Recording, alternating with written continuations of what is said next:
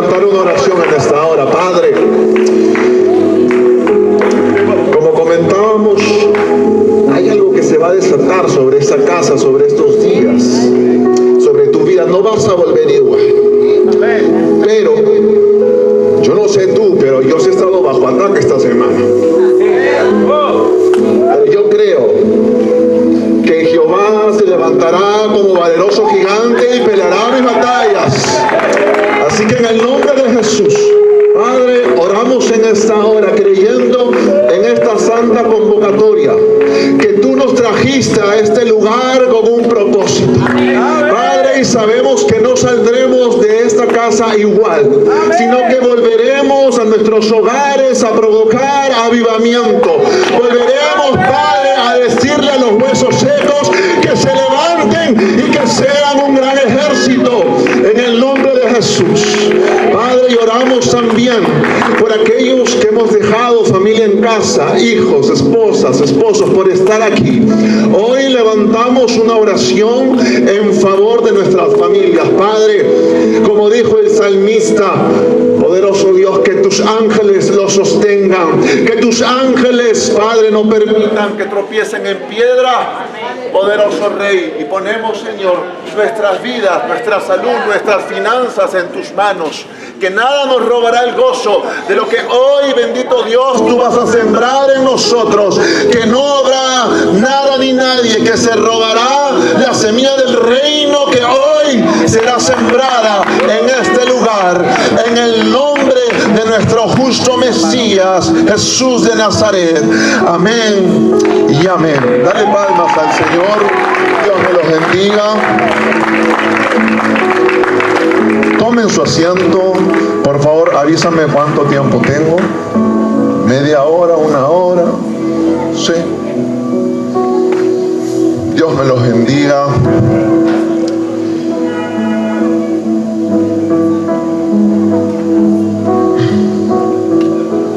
Saludo a todos los hermanos y hermanas y aún los que nos están visitando por las redes. Los bendecimos, los saludamos desde aquí, desde CFA Chincha.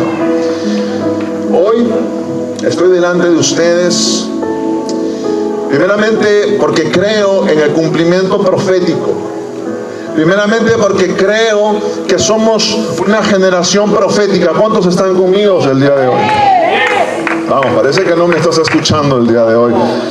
¿Cuántos son una generación profética? ¿Cuántos saben que nosotros somos la mano de Dios aquí en la tierra, trayendo su voluntad a establecerse? Por eso Jesús le dijo: Padre, hágase tu voluntad aquí en la tierra, así como se hace en el cielo. Déjame decirte que tú eres esa voluntad manifiesta del Padre aquí en la tierra. Nosotros somos los que establecemos su voluntad aquí. Por eso Él nos puso aquí para fructificar, para tomar dominio. No sé si hay alguien aquí que está conmigo. Y durante esta semana venía meditando en el tema, tenemos aquí el lema, que es Operación Gloria. Y yo en verdad venía pensando qué es lo que voy a hablar, qué es lo que voy a meditar sobre, disertar sobre este tema. Y les digo la verdad, yo me encontraba tenso, preocupado, expositores de todas las naciones. Yo dije, wow, acá vamos a disfrutar de esto. Yo estaba un poco pensativo hasta que el viernes en la madrugada, después de ciertas noticias, el Padre pone una palabra en mi espíritu y me dice: tranquilo, tranquilo, no te afanes tanto por lo que vas a hablar, sino deja que sea yo quien tome el lugar. Y cuando empecé, te lo digo así, cuando entré a este lugar, ¿quieres que te diga algo? Esta estructura, todo lo que estamos viendo, está rompiendo paradigmas de lo que entendemos como comunidad. Porque, perdón, yo soy una persona y cuando conocí acá a la profeta de Ecuador y la escuché hablar, yo dije, wow, esta persona tenemos el mismo espíritu. Yo soy así, de chocar, de golpear. Es más, ahora me he bajado un poco, hay un poco más de amor en mí a veces para decir verdades, pero hay cosas que se tienen que decir. Hay cosas que uno tiene que ser claro, que no se negocian. Y lamentablemente a veces cuando hemos entrado en las raíces hebreas hemos entrado en un hermetismo. Hemos entrado en un estado de que sí nos gusta conocer más de la Torá, celebramos Shabbat, celebramos los Moadim, pero nos hemos olvidado de algo. Y esto te va a confrontar. Porque a mí, mi palabra, mi Biblia me dice de que Yeshua, Pablo, Pedro, Juan y los 12 eran judíos practicantes. Eran hombres que meditaban en la Torá de día y de noche, que iban al templo, que iban a la hora cuarta, dice el libro de los Hechos, a la hora de la oración. Pero ¿sabes qué es lo que está faltando en este tiempo? De que estos judíos caminaban en sobrenaturalidad.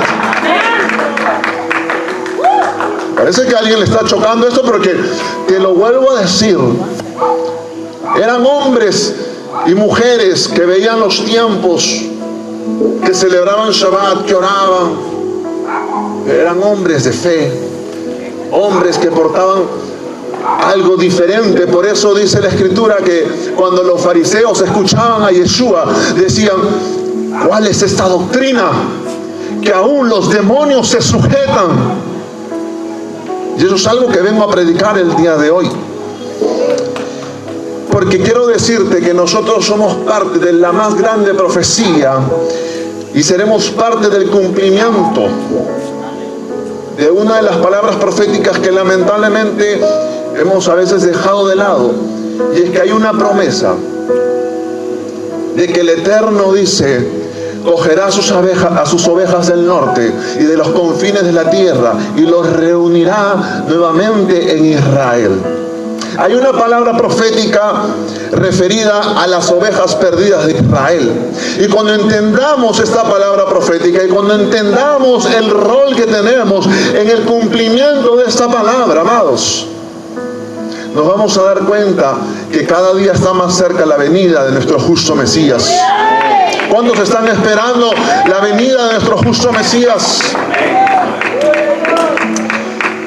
Pero primero voy a dejar unos conceptos. Por eso estaba un poco preocupado con el tiempo, porque a veces hay que dejar ciertos conceptos claros para poder entender la palabra profética. Algo que lamentablemente a veces hemos intentado interpretar la palabra con una mentalidad occidental. Como nuestro querido, no sé si estará viendo nuestro querido amigo Jorge Ramos, ayer dijo una historia bien peculiar, y la voy a contar, de que un maestro va donde su discípulo, el diablo, dice, un demonio se da cuenta de que un hombre encontró un pedazo de la verdad. Y que este demonio va corriendo de Satanás y le dice: oye, hay un hombre que ha encontrado un pedazo de la verdad y vamos a quitársela. Y que Satanás le dijo: déjalos, porque con ese pedazo de verdad van a crear otra religión. Yo leí eso y en verdad me golpeó. Porque muchas veces hemos intentado leer un libro hebreo, escrito por hebreos, tratar de entenderlo con una mentalidad occidental, peruana, puertorriqueña, griega, europea, no sé de dónde vengas. Y eso a veces es lo que confronta el día de hoy tanto. Y yo quiero que vamos a ver algunos contextos, vamos a entender algunas cosas, para darnos cuenta también cuál era el fin de la gran comisión. Amén. Por favor, todos los creyentes saquen sus Biblias. Vamos al libro de Génesis, capítulo 48, versículo 19. Este capítulo, la palabra nos explica de que José, al saber que su padre ya era de avanzada edad y que estaba pronto o ya se encontraba en su lecho de muerte, José lleva a sus dos hijos, Manasés y Efraín, para que conozcan a su padre y su padre los bendiga. La palabra nos dice de que Manasés era el mayor. Manasés significa olvidadizo. La escritura nos dice que José le pone este nombre, Manasés, a su hijo, porque él dice: en la tierra de mi aflicción Jehová me ha hecho olvidar. Por eso el nombre Manasés significa olvidadizo. Y a su segundo hijo le puso Efraín, que significa fructífero, porque José dijo, en la tierra de mi aflicción, Dios me fructificó. Por lo tanto, José lleva a sus dos hijos. Manasés, siendo el mayor, tenía que estar a la derecha de Jacob. Efraín, siendo el menor, a su izquierda. Pero la palabra nos dice de que Jacob cruza las manos y bendice a Efraín. Ojo, apunten ahí Efraín, porque vamos a hablar bastante de Efraín. Y le da una bendición en el versículo 19 y le dice, José le dice, mas no, padre. Y su padre no quiso y le dijo, lo sé, hijo mío, lo sé. También él vendrá a ser un pueblo y será también engrandecido, pero su hermano menor, hablando de Efraín, será más grande que él. Y su descendencia, dice, formará multitud de naciones. Si tiene un lapicero ahí, márquelo y ponga ahí multitud de naciones. Vamos a marcarlo ahí. Entendamos esto.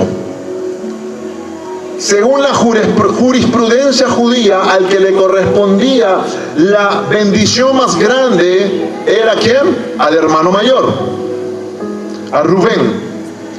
Sabemos la historia, sabemos que Rubén mancilló el lecho de su padre. Por lo tanto, la bendición de la primogenitura fue a José. José, al llevar a sus hijos, esa bendición se reparte sobre los dos. Hay que entender eso claro. Hay que entender de que la palabra multitud de naciones viene del hebreo Melo HaGojim. Melo HaGojim. Que según nuestra querida concordancia Strong, la palabra Melo, que ha sido traducida en nuestras Reinas Valeras como multitud, la palabra Melo quiere decir plenitud. Hay una diferencia entre multitud de naciones, cantidad de naciones, y otra cosa es plenitud. La palabra Melo significa plenitud, significa lleno o lo que llena. Y la palabra Goy o Goim hace referencia a pueblos ajenos a Israel. Súbeme un poquito la música, por favor. La palabra Goim es una palabra exclusivamente para las naciones que están fuera de Israel, que no pertenecen a Israel. ¿Cuál es el detalle aquí? Que la bendición que Jacob le da a su hijo Efraín, porque termina adoptando a Efraín, es de que este sería multitud de naciones gentiles, en otras palabras. Que Efraín, su descendencia, sería tan grande que sería multitud, plenitud de gentiles. Luego sabemos a través de la historia que el reino fue dividido. Voy a dar algunos versículos para no entrar a leer todo. La palabra nos dice en el libro de Reyes, Primera de Reyes 11, versículo del 29 al 32, que el profeta Ahías Silonita fue al encuentro de Jeroboam, un funcionario del rey Salomón. Y cuando Ahías se le acerca, dice que se quita la capa, rompe la capa en 12 pedazos y le entrega 10. Y le dice, Dios te está entregando 10 tribus. Y a la descendencia de David se le estaba dejando una sola. Entonces entendemos que después del reinado de Salomón, el reino de Israel se divide en dos partes, el reino del sur y el reino del norte. El reino del norte recibió el nombre de casa de Israel o casa de Efraín. ¿Cuántos están conmigo? Y el reino del sur recibió el nombre de casa de Judá, casa de David. Pero también la historia y la palabra nos dice que en el 730 a.C., el rey de Asiria conquista el reino de Samaria, el reino del norte, y los lleva al exilio. Esto se encuentra en Segunda de Reyes 17, versículo 6. Apúntenlo, por favor, porque no voy a entrar en todos los versículos. Y es necesario que usted tome nota. para que usted luego corrobore y confirme lo que yo le estoy diciendo aquí. Ahora es importante que usted escriba, tome nota. Segunda de Reyes 17:6 dice: en el año 9 de Oseas, el rey de Asiria tomó Samaria y llevó a Israel cautivo y los puso en Jala, en Abor, junto al río Gozán y en las ciudades de los medos. Y déjame decirte algo, estas 10 tribus hasta el día de hoy están perdidas. En estos últimos años están haciendo hasta investigaciones de ADN para poder identificar a las diferentes tribus que fueron esparcidas hasta el día de hoy. Estas 10 tribus, y préstame atención aquí, son consideradas las ovejas perdidas de la casa de Israel. Pero en el judaísmo del segundo templo, estamos hablando desde la reconstrucción del templo por Zorobabel hasta la destrucción en el año 70, esto se denomina como el judaísmo del segundo templo. No solamente a los gentiles o a los esparcidos se les denominaba gentiles, sino también a todo judío que había renunciado a su fe, que había renunciado a su identidad. ¿Cómo es esto, pastor? Por eso es importante revisar la historia, porque cuando empezamos a analizar el medio ambiente donde se desarrolló el ministerio de Juan el Bautista y de Jesús, vamos a empezar a entender mucho los contextos y las palabras que el Mesías estaba predicando y enseñando. Porque en el tiempo de Jesús, en el tiempo de Juan el Bautista, existía una apostasía muy grande en Israel. El helenismo había golpeado de tal manera, dice Flavio Josefo, que habían judíos que para ocultar su circuncisión recurrían a operaciones para taparse la circuncisión. Y usted se preguntará, ¿pero por qué, pastor? Porque en los gimnasios griegos, cuando uno iba a entrar al gimnasio tenía que entrar desnudo. Por lo tanto, la circuncisión era la única manera como los griegos identificaban al judío. Y como el judío quería acoplarse a la cultura helenística, a la cultura griega, buscaba taparse la circuncisión. Mira lo que llegó. Mira lo que llegó. También los historiadores nos dicen de que existía en Jerusalén la misma cantidad de sinagogas que escuelas de filosofía griega. Ojo, porque aquellos que hemos leído un poco a los macabeos, hemos leído un poco de la historia intertestamentaria, ¿verdad? Los que sabemos un poco de la historia de Hanukkah, sabemos que hubo un periodo donde un sacerdote se levantó con sus hijos y hizo una revuelta, ¿verdad? Los famosos macabeos, y echaron a los griegos de Jerusalén. Todos conocemos esa historia, ¿verdad? Sí, conocemos esa historia. Pero ¿por qué empezó ese fervor, ese fuego de estos sacerdotes por echar afuera a los griegos? Efectivamente, porque ya había apostasía en Israel. Porque aún mismo los sacerdotes se habían corrompido. Los judíos habían abrazado la cultura helenística, por lo tanto había apostasía. Y esto continuó hasta el tiempo de Yeshua. Ahora, la palabra nos dice de que el profeta Yohanan en el río Jordán decía: arrepiéntanse, porque el reino de los cielos se ha acercado. ¿Cuántos están conmigo? ¿Cuántos han escuchado esto? ¿Verdad? Y es más, nuestro evangelismo toma ese tipo de mensaje. Arrepiéntete, pecador. Arrepiéntete que Cristo viene, si no te vas a ir al infierno. Tomamos un mensaje de un hombre, de un profeta, que le hablaba a un pueblo apóstata, que le hablaba a un pueblo que había renunciado a su herencia, a su identidad milenaria. Por lo tanto, cuando Yohanan decía arrepiéntete, ellos entendían de lo que él estaba hablando. Mientras que si nosotros hoy día, si no viviéramos en un mundo cristianizado y nos paráramos en la esquina a gritar arrepiéntete que Cristo viene, la gente no sabe ni lo que estás hablando. Es más, para que entendamos esto, Pablo nunca iba a predicarle a la gente acerca de arrepentimiento de pecados. Él, ¿qué hacía? Les revelaba a los griegos a un Dios que ellos no habían conocido. Vamos, vamos, apláudenlo, apláudenlo. Apláudenlo.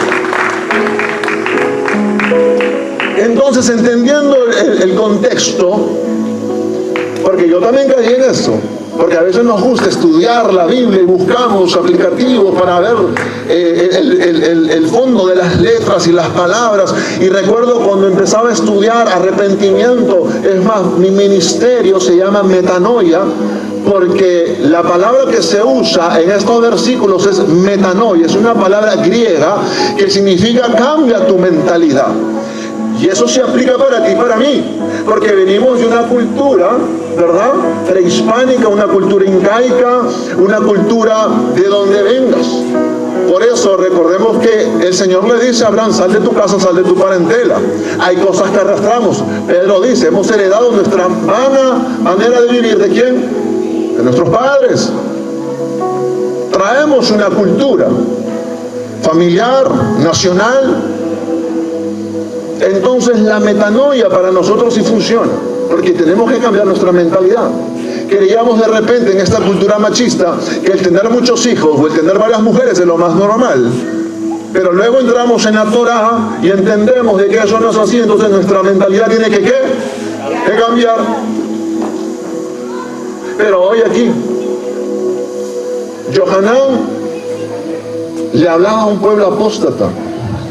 Le hablaba a un pueblo que había renunciado a sus raíces. Ay, Dios mío. Le hablaba a un pueblo que había dejado de adorar al Dios de Israel por irse por las cosas de este mundo, por el raciocinio humano. Y lo que Johanán le hablaba al pueblo no era metanoia, sino era teshuvá. Hay una diferencia entre teshuvá y metanoia. Porque mientras metanoia te dice cambia tu mentalidad, teshuvá te dice vuelve al origen. Vamos, vamos, dale palmas al Señor. Johanán le decía a sus hermanos, vuelvan al origen, arrepiéntanse. Y eso no les va a gustar a muchos, por eso había que bautizar. Porque dentro de la liturgia hebrea, cuando alguien había renunciado a su fe y quería nuevamente incorporarse, tenía que bautizarse. Todo aquel que había renunciado a su fe y quería nuevamente entrar a las promesas de su pueblo tenía que arrepentirse, volver al origen. Pero la liturgia decía, tienes que pasar por la mikve, tienes que pasar por el bautismo. Algunos dirán, pero ¿por qué Juan bautizaba en el río si la mikve o todas esas cosas están dentro de las sinagogas? Bueno, lo que pasa es que también está permitido usar aguas vivas para poder purificar el cuerpo. Es muy importante entender esto. Entonces, cuando yo me di cuenta de que lo que Juan estaba provocando y luego Jesús continuamente con él, era un avivamiento sobre una nación que estaba muerta. Era un avivamiento sobre una nación que había dejado de ver a sus ojos al Eterno. Por eso vemos hombres como Mateo, un judío publicano, un judío que le cobraba a sus propios hermanos impuestos a Roma. Dense cuenta cómo el pueblo de Israel, muchas ovejas habían perdido la brújula. Por eso cuando Yeshua entra en su ministerio, él dijo muchas veces de que había sido enviado a las ovejas perdidas de la casa de Israel. Y esto es un detalle, porque este es uno de los grandes conflictos que tenemos el día de hoy con nuestros hermanos judíos. Porque una de las cosas que el judío te va a decir, ok, Yeshua es tu Mesías. Pero ¿sabes qué te va a decir? Hay una promesa mesiánica en que el Mesías tenía que hacer volver a todas las ovejas perdidas de Israel y Yeshua no lo hizo. Hoy. Hay varias cosas que a veces los judíos, y porque nosotros no tenemos a veces el entendimiento, nos terminan cayendo. Pero vamos a entender hoy día de que esa labor Yeshua te lo entregó a ti y a mí. Que nosotros somos quienes vamos a hacer que las ovejas perdidas de Israel vuelvan a casa. Nosotros somos quienes hemos recibido el poder, no solamente para predicar, sino para manifestar el reino de los cielos aquí en la tierra. Porque eso es lo que diferenciaba a Yeshua del resto de maestros de su época. ¡Aleluya! Yo no estoy menospreciando la enseñanza de otros maestros, pero la diferencia del mío es que este no solamente hablaba Torá y vivía Torá, sino que manifestaba lo sobrenatural. Apláudelo, apláudelo, apláudelo.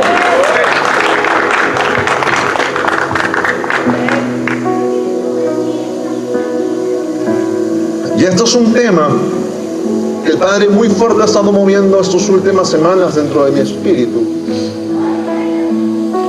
Porque hemos entrado en un hermetismo donde muchas veces solamente pasamos horas estudiando, llenándonos de conocimiento. Y lamentablemente el mover del Espíritu poco a poco ha sido apagando en nosotros. Y yo siempre le digo a mis hermanos, Pablo era judío y caminaba en lo sobrenatural. Yeshua era judío y caminaba en lo sobrenatural. Y ¿sabes lo que también Yeshua les prometió a sus apóstoles? Los ungió, los llenó del Espíritu Santo para que sean testigos de Él. Amén. Date cuenta de ese detalle, testigos de Él. Que el sello de que Pablo, Pedro, Juan, todos los apóstoles eran discípulos de Yeshua era manifestar lo sobrenatural. Eso era el testimonio de Yeshua.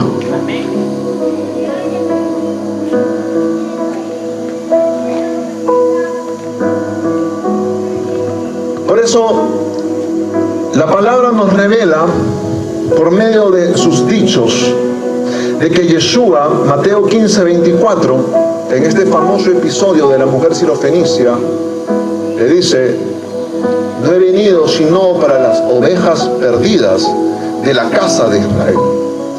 Cuando Yeshua encomienda a sus apóstoles, Mateo 10, les dice: no vayan por ciudades gentiles ni por caminos de samaritanos, sino id primero a las ovejas perdidas de la casa de Israel.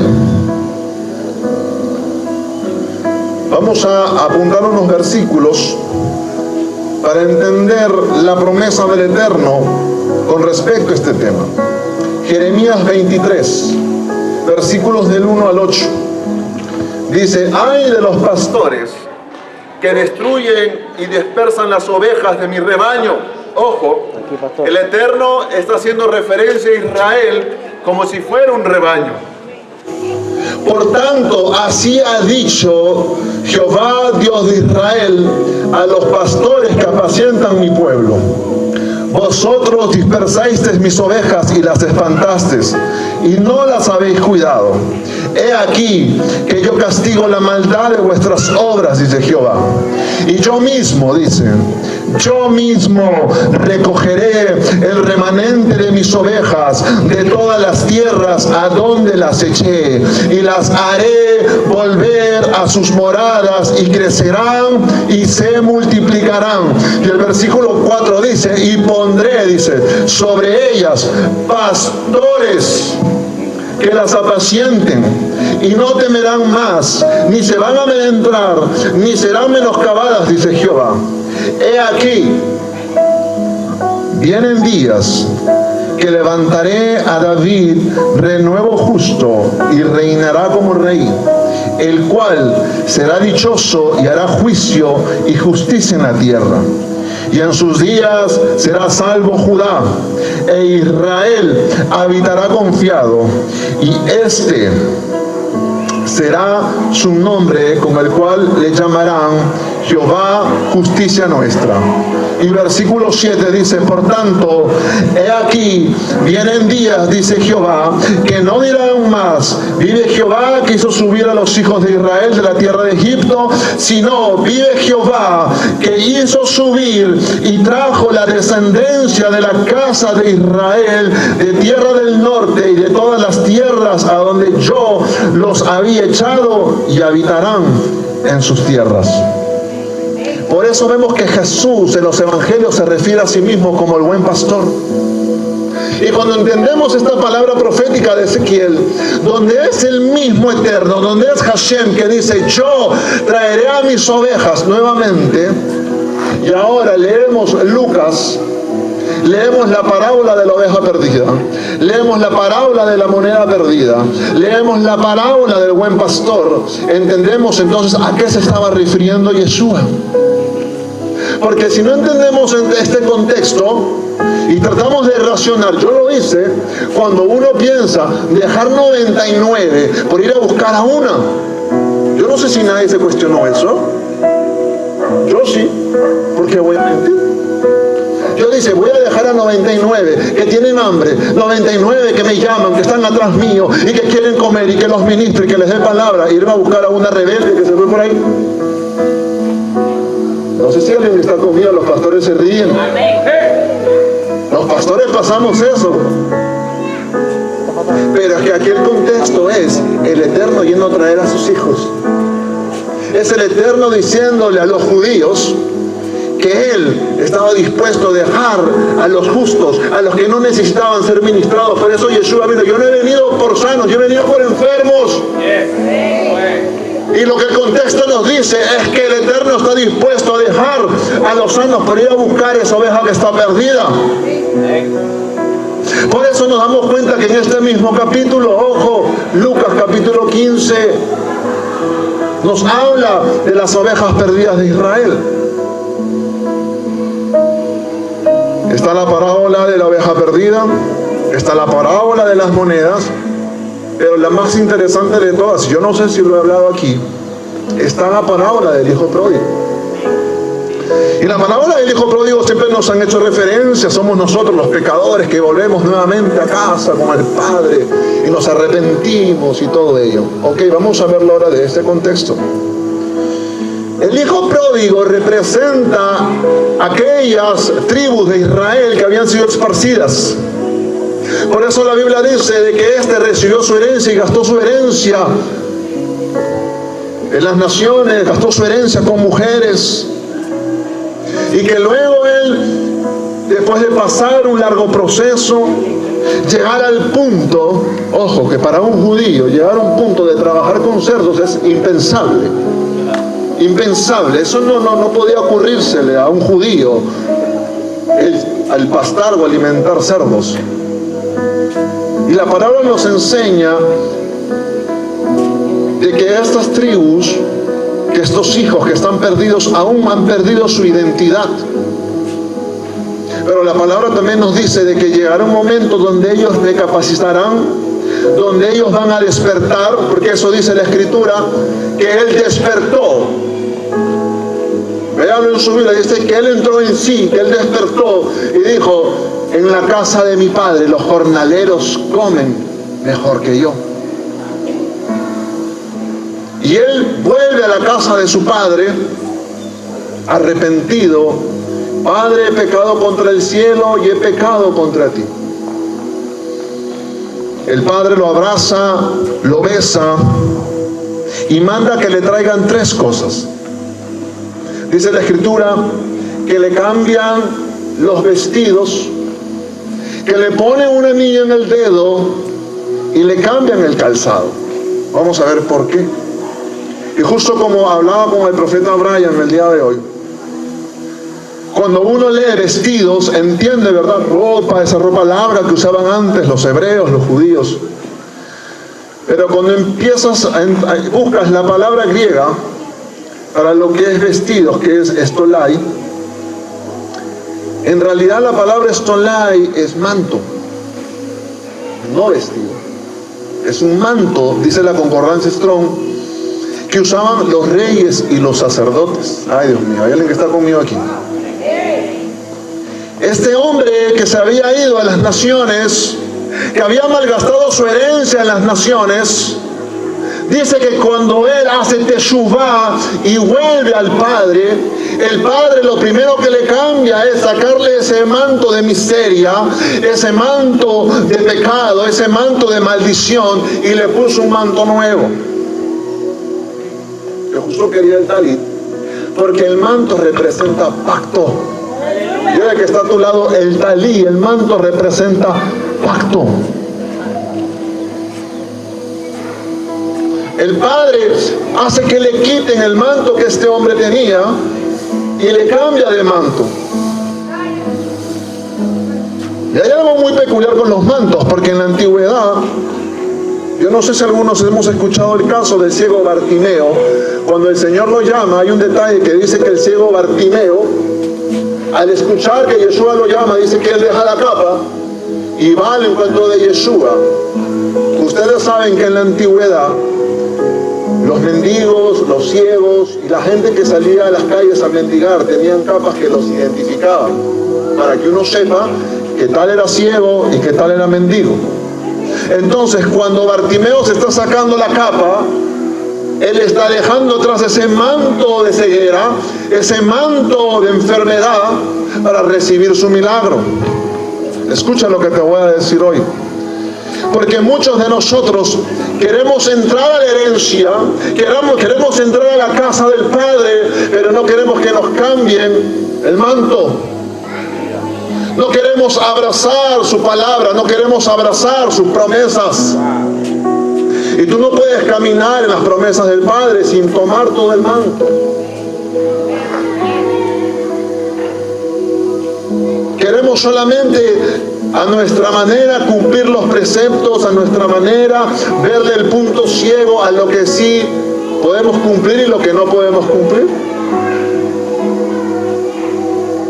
Y la palabra nos dice que el manto le fue cambiado y le fue puesto uno nuevo, pacto.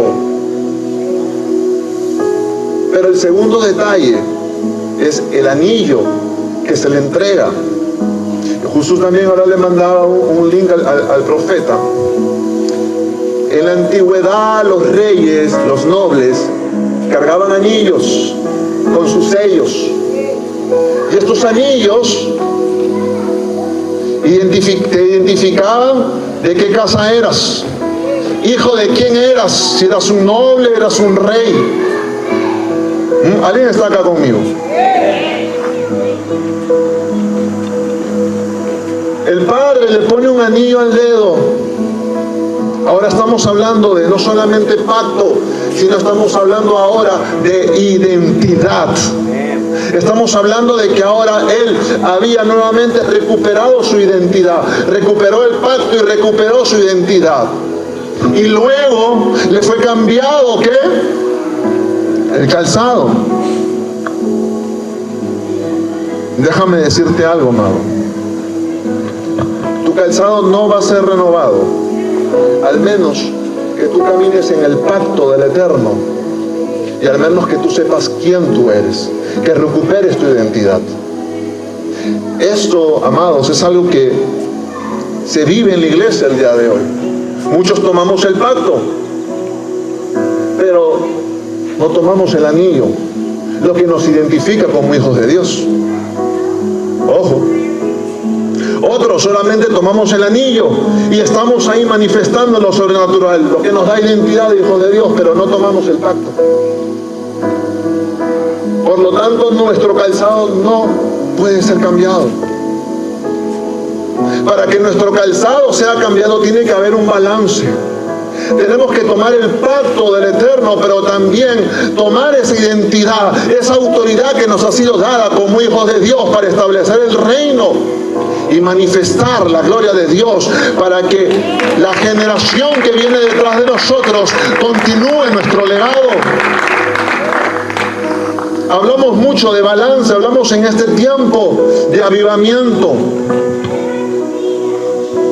Y por eso es tan importante entender esta parábola, porque el hijo pródigo representa a las 10 tribus perdidas de Israel. el hijo mayor representa a Judá. Por eso el mayor le recrimina al padre y le dice: yo toda la vida te he obedecido, yo toda la vida he seguido tus preceptos, toda la vida he estado a tu lado. En cambio viene tu hijo, el que ha andado por las naciones, el que ha gastado su dinero con prostitutas, y haces una fiesta. Y el Señor le dice: todo lo mío es tuyo. Ahí estamos viendo efectivamente a Judá. Judá jamás perdió su identidad. Judá pasó por 3 exilios y hasta el día de hoy guarda Shabbat, gloria a Dios. Judá pasó 3 exilios y hasta el día de hoy sigue guardando la Torá de Hashem. Pero ¿qué entonces de estas 10 tribus que todavía están perdidas? Déjame decirte algo. Yo soy convencido de que la iglesia cristiana es el más grande almacén de ovejas perdidas de la casa de Israel. Y aunque a veces nosotros renegamos, cuestionamos todo lo que ha venido aconteciendo durante tantos siglos, pero cuando empezamos a entender el papel profético que tenemos el día de hoy, podemos entender entonces por qué el mundo llegó a cristianizarse de esta manera, y el día de hoy hay un despertar. El día de hoy dentro de la iglesia, tú y yo hemos sentido un despertar en nuestro espíritu de volver al Shabbat, de volver a guardar Torah, de volver a caminar en los preceptos del Eterno. Yo no sé si hay alguien acá que me está entendiendo, pero esto no es cosa de hombres. Esto no es una moda. Gente que cree que esto es una moda.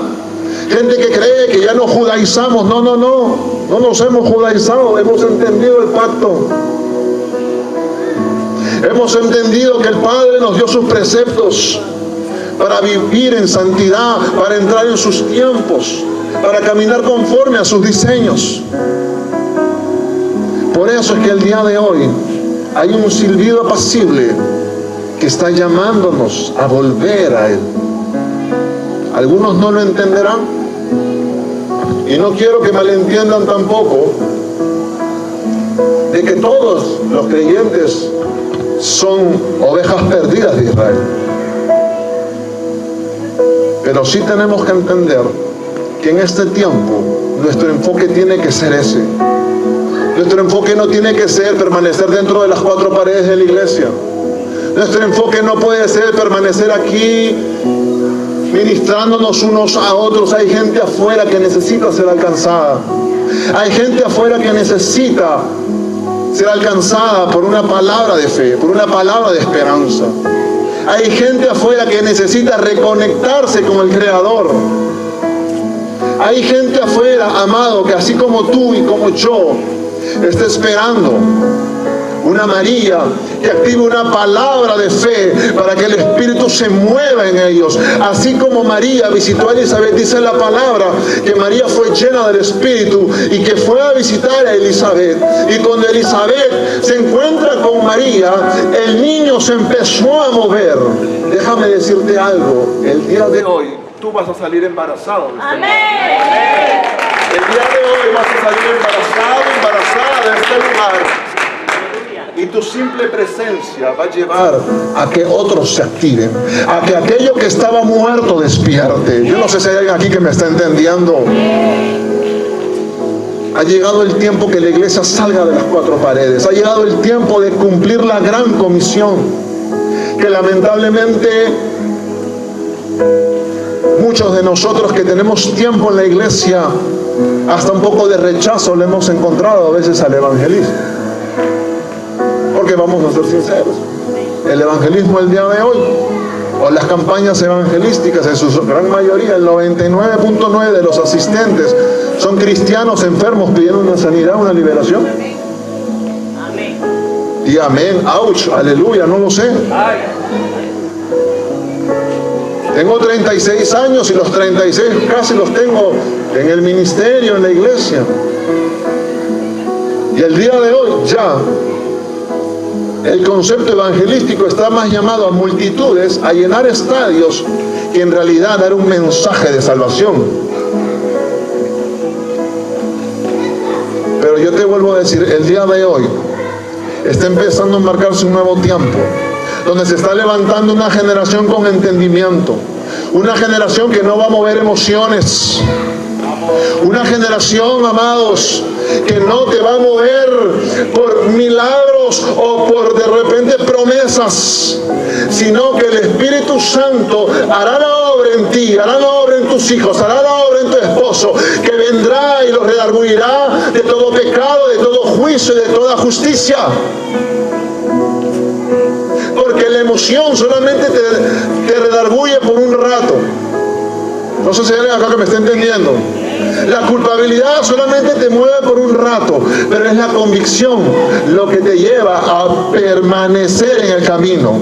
¿Cuántos de nosotros a veces hemos tenido errores, hemos caído, hemos tenido problemas, pero es esa perseverancia que nos da el Espíritu para continuar? Porque esa gracia es la fortaleza que nos lleva a cumplir los preceptos del Eterno. No como se ha creído que la gracia es para poder pecar, ¿cómo le puedo decir? Un pasaporte para pecar. No, eso no. La gracia es el regalo del Eterno que nos da la fortaleza para vencer el pecado. Y en este tiempo el Padre nos está llamando a volver a Él. Entendamos que hay promesas por parte del Eterno de lo que estamos viviendo. Así que, amado, amada, ¿por qué te cuento esto? Te digo esto porque hay mucho ataque. ¿Cuántos de nosotros no nos han dado la espalda cuando hemos entrado a hablar de Torah? Hablamos de Shabbat, ya la gente automáticamente nos pone una cruz. Pero déjame decirte algo. Tú estás siendo parte del cumplimiento profético del Señor. No es casualidad, no es una moda que no puedas estar ahora sin celebrar Shabbat. No es una moda, no es algo de hombres el que tú ahora quieras celebrar las fiestas del Eterno. Es que ya se activó en ti. Ya estás escuchando el sonido apacible, ya has escuchado el sonido del shofar que está llamando a todos los hijos a hacer teshuvah, a volver a Él. Y algunos me dirán, pero pastor, yo no soy judío, yo no tengo nada que ver con Israel. Bueno, tengo una buena palabra para ti. Dice la palabra en Juan capítulo 10, versículo 16. Yeshua habla del buen pastor, que el buen pastor da su vida por las ovejas, que el asalariado dice que cuando ve a las ovejas que están en peligro, cuando ve al lobo, huye. Y Yeshua dice, yo soy el buen pastor, yo conozco a mis ovejas y las mías me conocen. Y en el versículo 16 dice, también tengo ovejas de otro redil, y aquellas también me conviene traer, y oirán mi voz. Y escucha acá, y dice, habrá un rebaño y habrá un pastor. Te lo repito, hay gente que ¿cómo? Yeshua dice, tengo otras ovejas que no son de este redil, y aquellas también me conviene traer, y oirán mi voz. Y habrá un rebaño y habrá un pastor. Ahora entiendo por qué Pablo dice que siendo olivo silvestre hemos sido injertados en el olivo natural, porque somos una sola nación, va a haber un solo pastor. Vamos, apláudelo.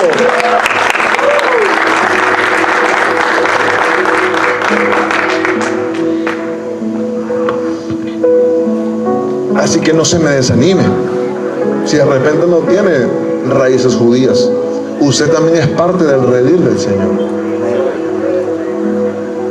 Por eso que esto también de la cultura hebrea no es para todos. No es para todos.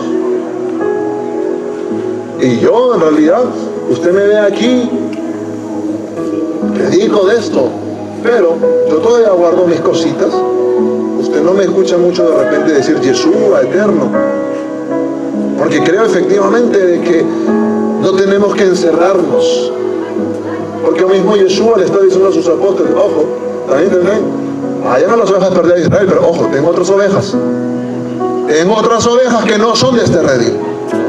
Y es necesario que vengan, porque todos seremos un solo rebaño y habrá un solo pastor. Aleluya. Aleluya.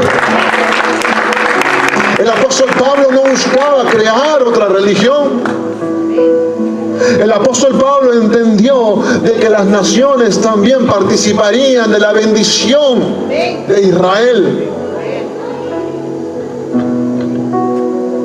Contextos. El libro de Romanos es una de las cartas del apóstol Pablo que más me gustan, pero hay que entender un contexto aquí.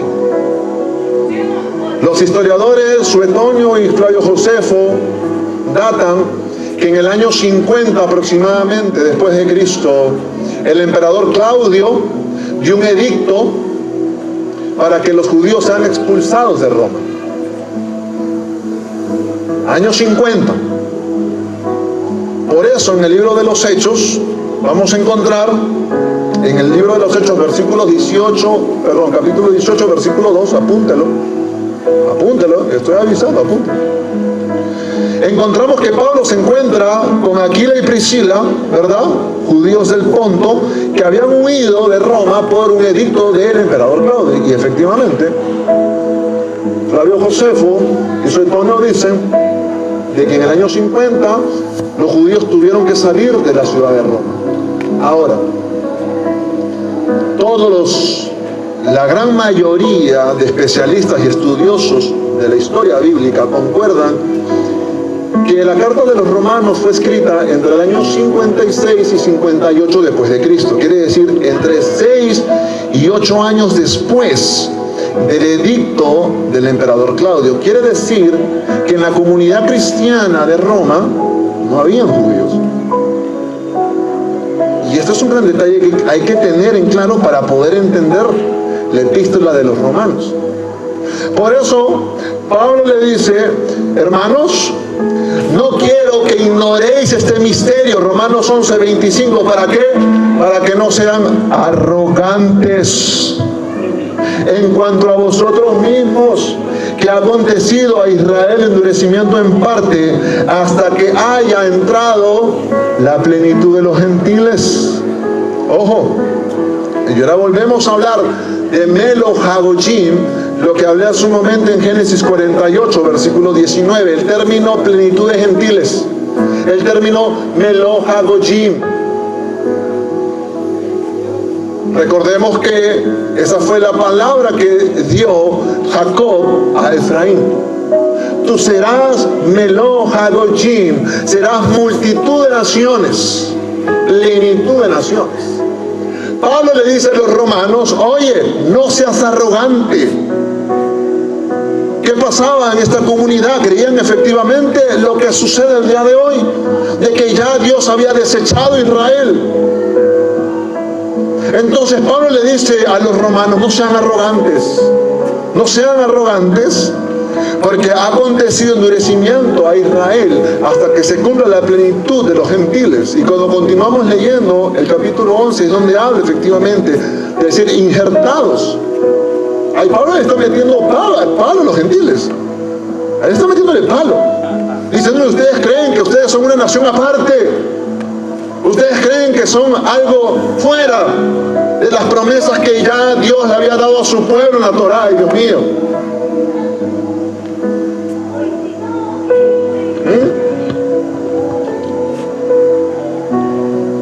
Y Pablo dice de que ese endurecimiento será hasta que entre la plenitud de los gentiles.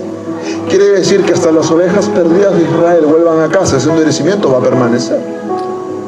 Pero ahora entonces entendemos por qué de la gran comisión, el por qué debemos ir. Dice Jesús: serán testigos míos en Jerusalén, Judea, Samaria y hasta lo último de la tierra. Fuimos encomendados a dar las buenas nuevas, pero con el fin tanto que las ovejas perdidas de Israel vuelvan a casa y que el otro redil, que Yeshua tiene también se reconecte con Él y podamos ser una sola nación y podamos tener un solo pastor. Dale gloria al Padre.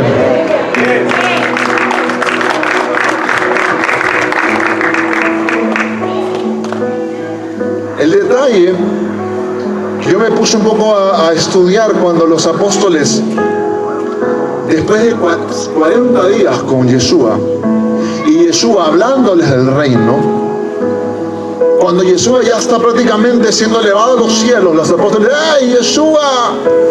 ¿Cuándo restaurarás el reino de Israel? Entiendan la mentalidad de estos judíos. Ellos sabían que el Mesías no solamente restauraría la monarquía, sino también quería volver a las ovejas perdidas de Israel. Entendamos el concepto de restauración del reino, no solamente sentar a Yeshua en el trono de Israel y ponerse a mandar. La profecía tiene que ver también con el retorno del exilio de las ovejas perdidas de Israel. Entonces Dios le dice, Señor, ¿cuándo restaurarás el reino? Y le dice, a ustedes no les compete saber los tiempos. Pero, dice la Biblia, cuando venga el Espíritu Santo sobre ustedes, ustedes recibirán poder. Y me seréis testigos, primeramente, ¿dónde? En Jerusalén, en Judea, en Samaria, y luego dice, hasta lo último de la tierra. No puede haber restauración del reino si primeramente el Evangelio no es expandido por los 4 confines de la tierra. Pero ahora mira, pero pastor, pero ya la Iglesia Católica y los cristianos ya prácticamente vivimos en un mundo cristianizado. Sí, efectivamente vivimos en un mundo cristianizado, pero ahí entra el detalle de lo que estamos viviendo el día de hoy. El avivamiento que está habiendo hoy dentro de la iglesia con el mover de las raíces hebreas. Que aunque de repente, perdón, muchas veces por la ignorancia, por diferentes cosas, falta de información, hemos caído en errores, hemos caído en excesos. Pero déjame decirte, todo tiene un porqué. Porque hay gente que está el día de hoy aquí, celebrando Shabbat, celebrando Pesach, pero todavía está molesto y amargado con el pastor o el apóstol de su iglesia pasada.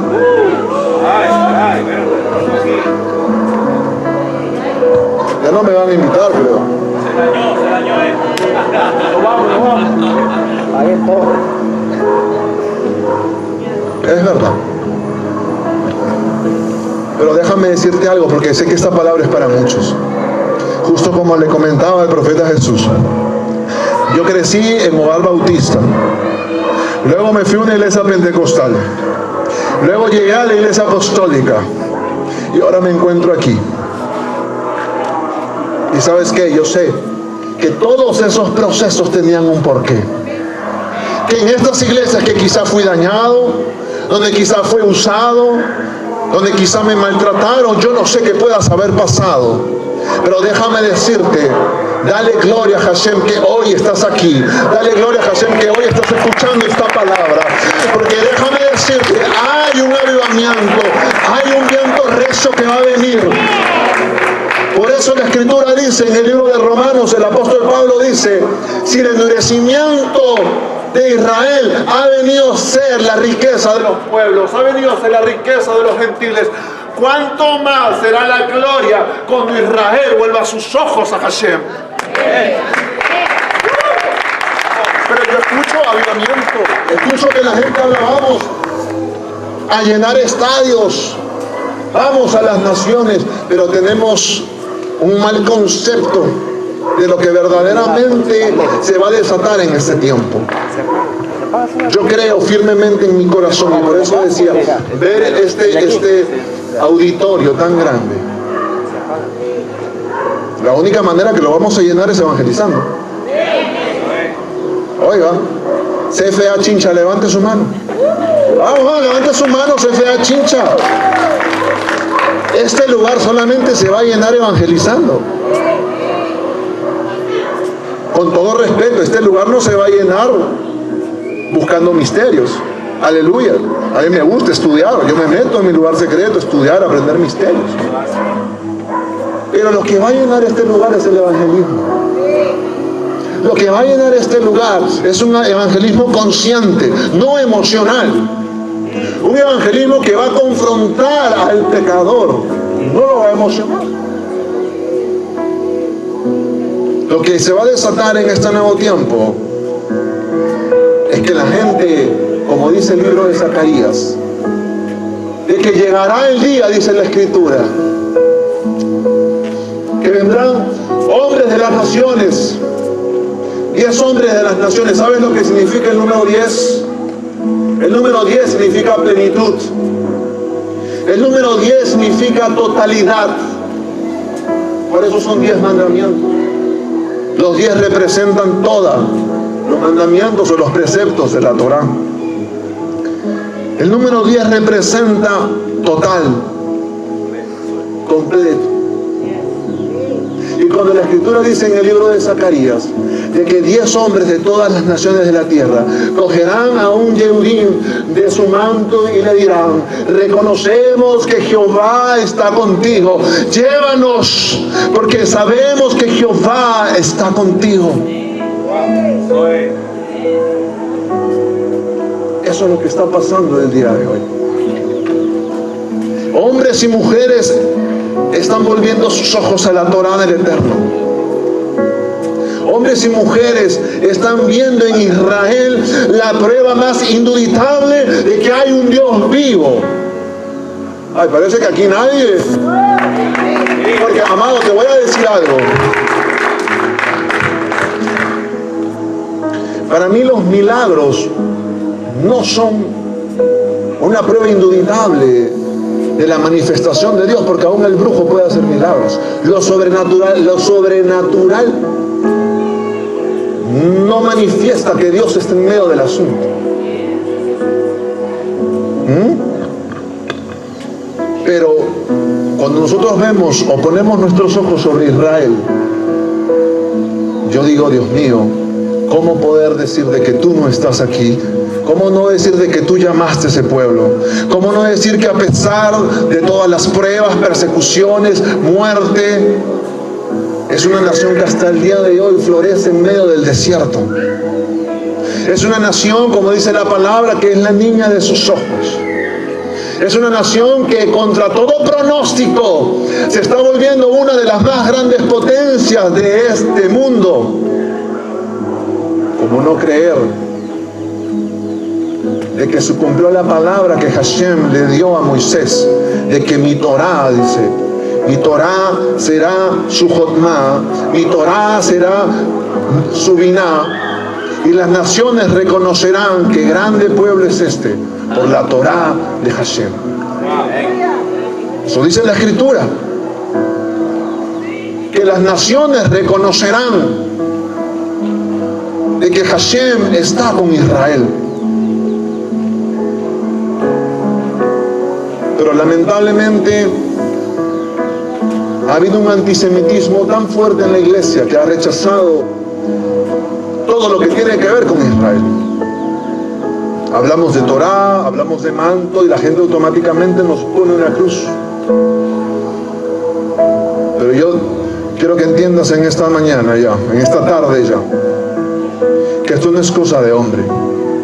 Y vengo a hablar aquí, así como dijo Gamaliel en el capítulo de los Hechos. Se levantó Teudas con 400 hombres, mataron a Teudas y sus discípulos esparcieron. De igual manera con Simón, el fundador de los celotes, dice Gamaliel, se levantaron, lo apresaron, lo mataron y sus discípulos se esparcieron. Pero ay, dice, ay de estos hombres que ustedes puedan estarse enfrentando a Dios, y que si esto es cosa de Dios perdurará, pero si es cosa de hombre se va a desvanecer, dice la Escritura. Yo creo que lo que está pasando el día de hoy es algo que va a permanecer. No es una moda, es algo que va a permanecer y que va a empezar a traer la mayor manifestación de gloria. Va a empezar a traer el mayor cumplimiento profético. Vamos a traer la manifestación de gloria, pero con entendimiento, sabiendo que es el tiempo de que las ovejas perdidas de Israel vuelvan a casa. Vamos, dale palmas al Señor.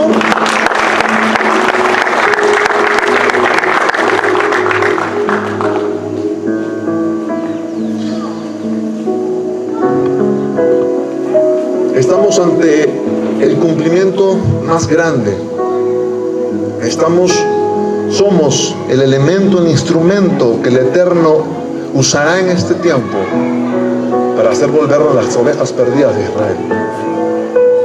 Yo quiero que ahí donde estás, levantes tu mano. Cierra tus ojos ahí donde estás, levanta tu mano. Porque más que traer información el día de hoy, lo que queremos hacer es activar tu espíritu. La información trae entendimiento,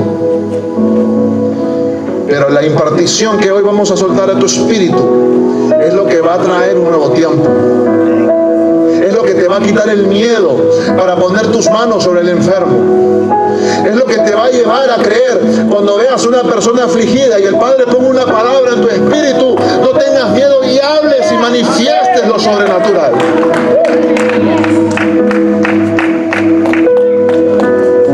Es el tiempo que nos paremos a la brecha por una nueva generación. Vamos, póngase de pie ahí, póngase de pie ahí. Dios Todopoderoso, mi espíritu te alaba, Señor. Padre, hemos entendido que somos piezas elementales en el cumplimiento de los tiempos. Padre, que los cielos tienen que contener la gloria de Yeshua hasta la restauración de todas las cosas. Padre, yo creo que estamos ya en ese tiempo. Yo creo, Padre, donde estamos siendo restaurados, donde, Padre, nos estás dando un manto nuevo, donde nos estás poniendo un anillo en el dedo, donde estás cambiando, Padre, nuestro calzado para entrar en esta nueva temporada. Padre, en el nombre de Jesús, necesitamos el pacto, necesitamos la identidad de hijos para que nuestro calzado sea cambiado. Hoy los calzados son cambiados. Hay calzados rotos, hay calzados que no son para el terreno en el cual te encuentras. Oh Señor, hoy tomamos, Señor, el pacto. Hoy, bendito Dios, entendemos, Padre, que fuimos llamados para formar parte de un mismo redil. Hoy entendemos, Padre, que fuimos llamados, poderoso Dios, para ser parte de un mismo redil y ser pastoreados por un mismo pastor. En el nombre de Jesús, Padre, que el mover de tu espíritu se manifieste. Bendito Dios, que en este tiempo, poderoso Rey, donde hay tanta incredulidad, donde, bendito Dios, nos encontramos en una situación parecida a la Judea de hace 2000 años atrás, donde hombres y mujeres viven afanados por las cosas de este mundo, hombres y mujeres renunciando a la espiritualidad por las cosas vanas de este mundo, bendito Dios. Hoy nos encontramos en una situación parecida, pero por ello tuvo que irrumpir un hombre que no solamente hablaba palabras de vida, no solamente predicaba y enseñaba, sino también, poderoso Dios, que aún el mar le obedecía, los vientos le obedecían, los demonios se sujetaban, no había enfermedad que podía hacerle frente. Oh, poderoso Dios, tenemos que entender. En la antigüedad nadie se podía acercar a un leproso, porque se creía que el leproso no solamente te podía contagiar la lepra, sino que era impuro. Pero cuando Yeshua aparece, Yeshua no se corría de los leprosos, él más bien se acercaba y los sanaba, y los tocaba y los sanaba. Déjame decirte algo, amado. Yo creo que estamos a punto de ver esa manifestación de gloria. Jesús era un hombre que entendía la Torá, pero también era un hombre de oración. Hoy, Padre, oro para que volvamos a esos tiempos de intimidad, para que volvamos a esos tiempos de búsqueda. Padre, en el nombre de Jesús, que traigamos un balance a nuestras vidas, a nuestras familias, en el nombre poderoso de Jesús. La iglesia no puede permanecer dentro de cuatro paredes. La iglesia, Señor, tiene que ser luz. La iglesia tiene que ser la sal de esta tierra, en el nombre de Jesús. En el nombre de Jesús. Avívanos, Señor, aviva tu obra a través de los tiempos. Padre, que el día de hoy no salgamos igual de este lugar. Que el día de hoy, Padre, salgamos con un fuego en nosotros. Y entendamos, Señor, que ha llegado el tiempo de la restauración de todas las cosas. En el nombre poderoso de Jesús. Amén y amén. Dale gloria al Padre.